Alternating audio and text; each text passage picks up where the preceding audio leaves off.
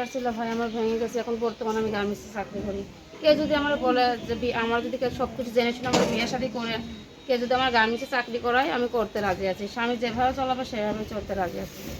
সে যদি আমার ইনকাম খাইতে চায় আমি খাওয়াবো। সে যদি সংসার করতে চায়, সে যদি আমার ঘরে রাখতে চায় আমি ঘরে থাকতেও রাজি আছি। দর্শক, আপনাদের প্রীতীয় শুভেচ্ছা জানিয়ে শুরু করছি আমাদের আজকের প্রতিবেদন। তো দর্শক, দেখতেই পাচ্ছেন আমাদের সামনে এক আপু দাঁড়িয়ে আছে। আমরা তার গল্পটা শুনবো, জানবো আপু কেন আমাদের ইউটিউবের মাঝে আসলেন, তিনি কি বলতে চান। আপু আসসালামু আলাইকুম, ওয়ালাইকুম আসসালাম ভাইয়া। কেমন আছেন? আলহামদুলিল্লাহ ভালো আছি। আপনার নাম কি? ভাইয়া তানি। খুব সুন্দর নাম। বয়স কত? ভাইয়া 25 বছর করে। 25 বছর চলতেছে। বিয়ে শাদী করছেন তো মনে হয়? ভাই বিয়ে হয়েছিল, বিয়ে 3 মাস পরে ডিভোর্স হয়ে গেছে। ভাইকে খারাপ করলো। কেন প্রেম করে বিয়ে করছিলেন? প্রেম করে বিয়ে করছি না, বাপ মার কথা শুনে বিয়ে করছিলাম। ওইসের আগেও বিয়ে করছিলাম আর কি। ওই বাপ মার কাছে যৌতুক দাবি করছিল, বলছিল কি একদিন করে দেবো, বিয়ে হইলে 14,000 টাকা দিয়ে দিব। বাপ মারা পরবর্তী জোগাড় করতে পারিনি। আচ্ছা, বাবা কি করে? বাবা বর্তমানে এখন রিক্সা চালায়। রিক্সা চালায়। আচ্ছা, তো বাবার ভাই বোন আছে আপনার? 2টা ভাই আছে, বিয়ে শাদী করে তাদের সংসার নিয়ে তারা ব্যস্ত আছে এখন বর্তমানে। তারা আপনার কোনো মানে এই কথা জানে যে আপনার বিয়ের স্বামী নাই বা এরকম তালাক হয়ে গেছে?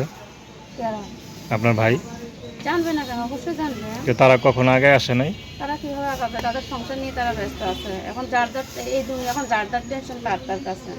আচ্ছা, তো আপনি কি করেন বর্তমানে? আমি বর্তমানে গার্মেন্টসে জব করতেছি। গার্মেন্টস চাকরি করেন?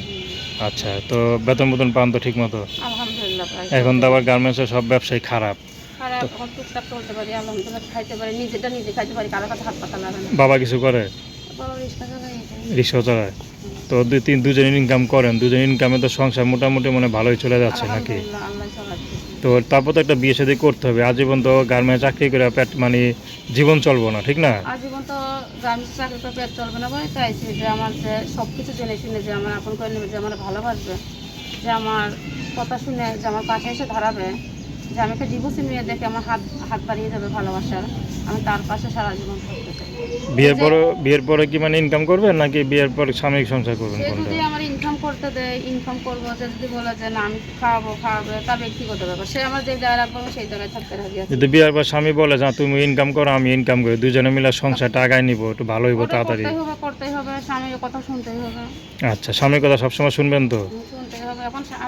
এখন যেই রকম হোক, যে আমি একটা ডিভোর্সি নিয়ে এখন কতজন বউ মরে যায়, বউ চলে যায়, কতজনের ধরো বউ থাকতে কতজন বিয়ে শাদী করে, এইরকম হইলেও আমার কোনো সমস্যা নাই। যে আমার সব কিছু জেনে শুনে আমার কাছে রাজি থাকবে, সে তার পাশে আমি থাকবো। আচ্ছা, তো দর্শক, আপনার নাম কি বলেন? তানিয়া না? হ্যাঁ। তো তার নাম্বারটা হচ্ছে 013125468007। আমি নাম্বারটা আবারও বলছি, 013125468007। তো প্রেম ভালোবাসা সাহায্য সহযোগিতা বিয়ে শাদী করা একান্ত আপনাদের ব্যক্তিগত ব্যাপার।